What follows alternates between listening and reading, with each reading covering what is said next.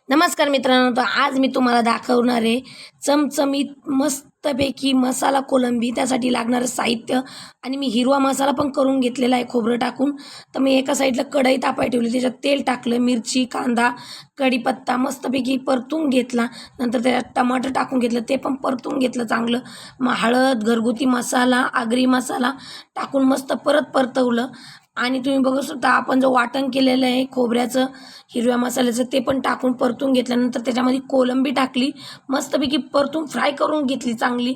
आणि मग त्याच्यावरतून टाकलं मी मस्तपैकी पाणी आणि कोलंबी थोडीशी शिजून दिली. त्याच्यावरती कोकम टाकलं आणि मीठ टाकून चांगलं कोलंबीला उकळी येऊन दिली आणि आपली मसाला कोलंबी रेडी आहे.